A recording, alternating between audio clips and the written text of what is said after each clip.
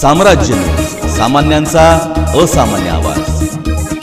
प्रागतिक पक्षाची पहिली जनजागरण सभा सोलापुरात संपन्न। महाराष्ट्र राज्याच्या राजकारणाला नवी दिशा देण्यासाठी जनतेच्या जिव्हाळ्याच्या आणि दैनंदिन गरजेच्या प्रश्नावर आणि जनताविरोधी धोरण राबवणाऱ्या मोदी सरकारच्या विरुद्ध लोकशाही, समाजवादी, प्रजासत्ताक, डावे, मार्क्सवादी, प्रागतिक पक्षाचे मंडळ एकत्र येऊन प्रागतिक पक्षाची स्थापना केली आहे। प्रागतिक पक्षाच्या वतीने जनजागरण सभेच्या माध्यमातून जनतेच्या हिताची भूमिका स्पष्ट करणारी पहिली सभा शनिवारी दिनांक 2 सप्टेंबर रोजी हुतात्मा स्मृती मंदिर येथे महाराष्ट्र राज्यातील ज्येष्ठ नेते माजी आमदार कॉम्रेड नरसई आडम मास्तर यांच्या अध्यक्षतेखाली पार पडली। या जनजागरण सभेचे उद्घाटन शेतकरी कामगार पक्षाचे नेते आमदार भाई जयंत पाटील यांच्या हस्ते करण्यात आले। यावेळी बोलताना म्हणाले की 28 नोव्हेंबर 2023 रोजी मंत्रालयावर शेतकरी कामगारांचे एकजूट दाखविण्यासाठी लाखोच्या संख्येने सामील व्हा असे आवाहन जनजागरण सभेच्या उद्घाटनावेळी केले।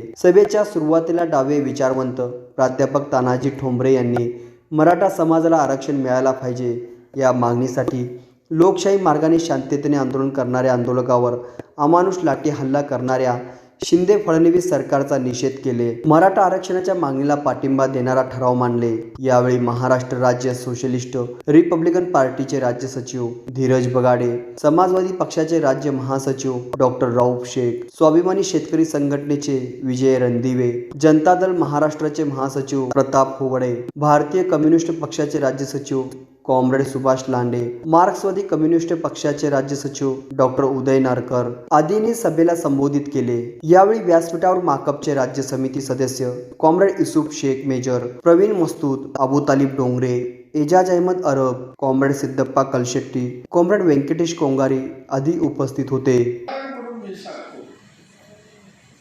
केरळमध्ये डाव्या आघाडीचं सरकार, त्या सरकारमध्ये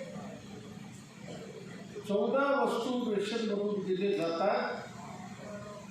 इतकंच नाही, केळी असेल, सफरचंद असेल, फळफळावळ असेल, कडधान्य असतील, याचे भावसुद्धा केरळ सरकार जाहीर करतं आणि त्या पद्धतीने शेतकऱ्यांना त्याचा मोबदला मिळतो आणि जनतेला स्वस्तेमध्ये या गोष्टी मिळतात। म्हणून केरळ सारखी व्यवस्था तुम्हाला या देशामध्ये जर निर्माण करायचं असेल तर आपल्याला लढावं लागणार आहे। मला एक काय पत्रकार मध्ये बोलला, भाई तुम्ही एवढे जोरात बोलताय, ईडी वाले तुमच्याकडे येतील, तर आले तर काय करणार? ईडी वाले आले आणि सीबीआय वाले आले तर काय करणार? या देशातला कोणी सर्वसामान्य शेतला पण घेऊ शकता, वकिलीची फी दाखवली नाही इन्कम टॅक्सला तुम्ही पण जाऊ शकता।